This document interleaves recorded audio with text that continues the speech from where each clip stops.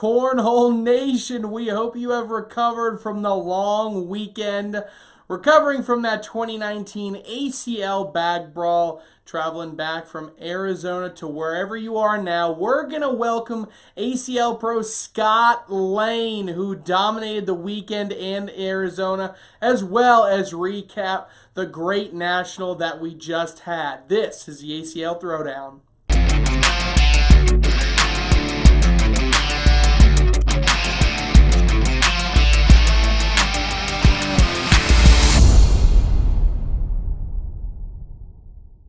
Yes, like I said, Scott Lane going to be joining us on the show this week. He's going to talk about his dominating performance at that 2019 ACL bag brawl. But first, of course, my hashtag Treys Takes. We're going to talk a little bit about a recap of the 2019 ACL bag brawl. We'll see how I did on my predictions. I don't think I did too shabby at all. Of course, we kicked off the weekend with our women's doubles division, and what do you know? Christine Papke and Stacia Pugh continue to dominate the division, winning back-to-back-to-back ACL Nationals in the division, as well as extending their winning to 15-1. Of course, that lone loss coming to Carrie Mittermiller and Brittany Emge at the 2019 ACL Cornhole Mania. But kudos to Papke and Pugh. Another one shout out I want to give out is to the team of Arizona that represented so well. Drea Flores and Bridget Moore making it to the semifinals. Joining also Sam Finley, Rosie Streaker, Courtney Coy, and Harley Culpepper, rounding out the 4-team playoff in women's doubles. But Flores and Moore, man, did they bring the heat. They brought the crowd. They brought the energy. Had an incredible weekend and a performance for the both of them. And they should be extremely proud to represent their region of the country. They came up just a little bit short in that semifinal match. But I look for them to continue to make good finishes and strong finishes here the rest of the way throughout the season. As we made our way through day one, we also had some social and competitive events, and it would be a shame if I did not give a little bit of shout out to the energy that the West Coast brought. Whether it was California or Arizona, those two states had great representation all weekend long. I had a chance to talk with some of the leaders of these different organizations out west, guys like Ray Sandoval and Ed Bueno, Doug Rippey, Dustin Parkins.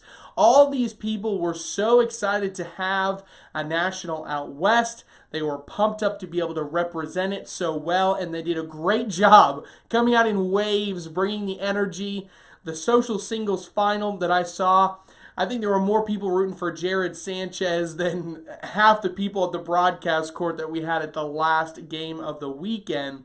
But man, that game against Jared Sanchez against Scott Hagan was incredible. It was one I really liked to see. So kudos to all of you that came out and supported the players from your region so well. I got to give you guys a shout out. Day two was all about doubles. We had pro doubles and advanced doubles. Again, Scott Lane and Frank Maudlin, what a day that they had, finishing second place in both of those tournaments. They were really throwing those game changers like they were made for them. They were incredible on the week, on the day, I should say.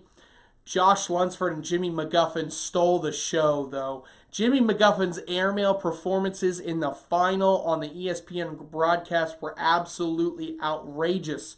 They were way overpowering Scott Lane and Frank Maudlin, who met them in the finals. Also got to give a shout out to Cody Henderson and Adam Hissner, as well as Trey Birchfield and Brandon Corwin for making the 4-team playoff in pro doubles. Of course, in advanced doubles, you had Jay Rubin and Chris Novi, a team that I think was really underestimated across the board, taking down the advanced doubles division, winning on the ESPN television broadcast. So I know that they were fired up for such a strong finish for them. So across the board, doubles was an incredible day. It had energy. It had the broadcast. We were fired up for it. So it was really successful on day two. Finally, as we closed out on day 3, we had our singles day, advanced singles all day long. We had some new players really rising up the ranks. Someone like Eric Stowe out of Maryland made it all the way to the finals of his bracket, coming up just short to Scott Lane. But before that, defeating James Baldwin, 2018 singles champion, twice on the day, allowing him to get to the place where he was. He was certainly our underdog of the day. We fought our way all the way through the day to get to our 4-person playoff or 4-player playoff in advanced singles. We had Josh Gross taking on Noah Wooten. Josh Gross was my pick to win advanced singles. I had so many doubters, but I came through. I stuck with my pick. He came all the way in second place. Shout out to Josh there. Noah Wooten throwing all slides, the all slick side bag. Gave him everything that he could, but Gross advanced to the finals, where he would take on Scott Lane after a huge win against the smack talker Cody Henderson, who ruffled some feathers this weekend. You can check out Cody's performances that ruffled the feathers on the digital network. He definitely had some haters on the weekend for sure, but Scott Lane, who is my guest today, emerged as the champion, defeating Josh Gross.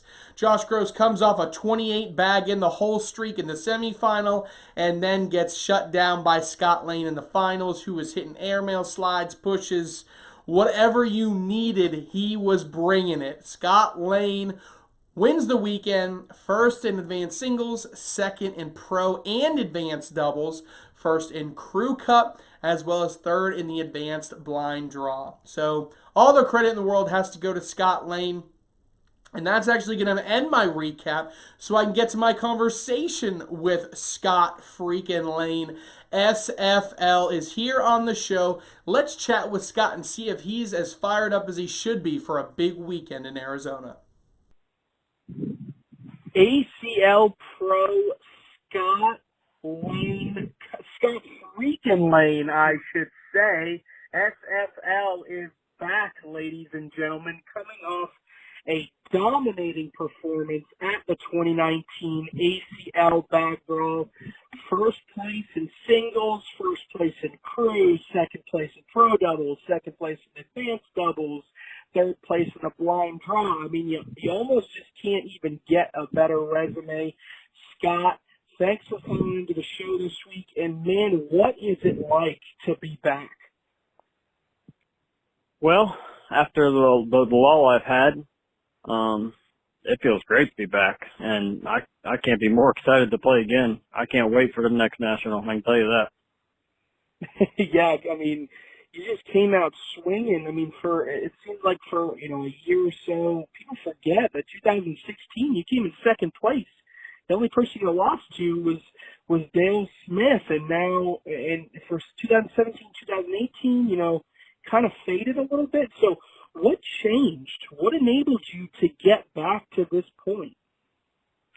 Oh, I'd say the 2016 season was really when the bags started to change, and that's when I got comfortable with a set of bags in the 16 season, which was obviously my Hulk bags that everybody remembers. But I struggled finding the right bag, and we laughed about it the other day, talking about old school, new school, and slide and block, and I was an old school player. I wanted to block and airmail, and you really just can't play in today's era of cornhole with that strategy.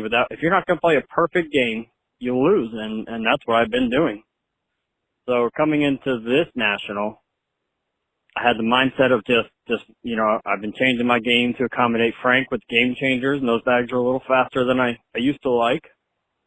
But that's where I switched my game, and I came in with the mindset of just make everything and leave nothing on the table for anybody to score on me. And you certainly did a good mix of that. I wrote about how the game that you had against a player like Cody, who was I'm going to block every single round type mentality, and then you had to turn around and play a guy like Josh Gross, who was, I'm never going to throw a block. I'm literally just going to go bag for bag. The ability that you had to change your to be able to combat those two differing styles, I thought was one of the most impressive things on the weekend. But like you said, those game changers, man, they were coming, they were going in. And you mentioned you changed that game for Frank and his ability to use those bags. So I got to say, what's the dynamic like between you and Frank? Obviously, coming in second place to prove doubles, something's got to be working chemistry-wise as a team. Yeah, me and Frank actually, we throw a very similar bag. We're both kind of a soft player. Slow. We like to play, strategic game. Coming into the season, I really thought our first two nationals, we'd have better outcomes than we did. That's when coming into this national, I really had to, like I said, I got away from even trying to block. I just wanted to throw four baggers and just keep the game on my side and keep throw for Frank to throw first all the time, because Frank is definitely much better at blocking with a faster bag like that than me. Yeah, and you guys did it at the highest level, coming up just short. Ran into the airmail machine that was Jimmy McGuffin, and Josh Lunsford obviously having a fantastic performance as well there in the finals. So, you mentioned those first two nationals and how, they weren't what you wanted. You got this. So what's the rest of the season? What are the goals here? What is Scott and Frank looking to do? And what is, Scott freaking Lane as an individual looking to accomplish here for the rest of the year? I think me and Frank are going to be a solid team the rest of the season. We've really kind of gotten each other's, we've talked after our losses and wins and figured out what call or what decision, that we told each other to throw or do that we didn't and do like. So we've kind of narrowed down the style of play that we want to have.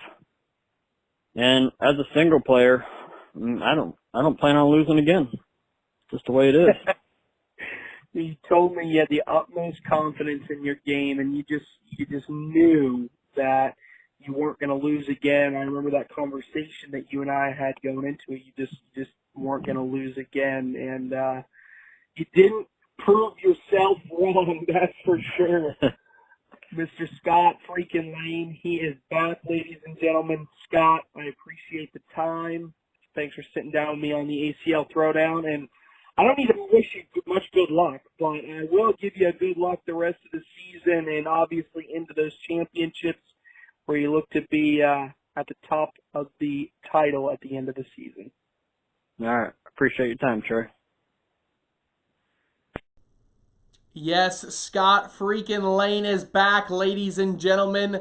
What a performance that he had all weekend long at the 2019 ACL Bag Brawl. Remember, if you want to check out any of that coverage, you can go to the ACL Digital Network at watch.iplayacl.com. And, of course, you can rewatch the ESPN broadcast using the Watch ESPN app. You can log in there and check out the two different broadcasts that we had from this past weekend. That is all the time that I got this week for the American Cornhole League. This has been Trey Ryder. We'll see you guys next week.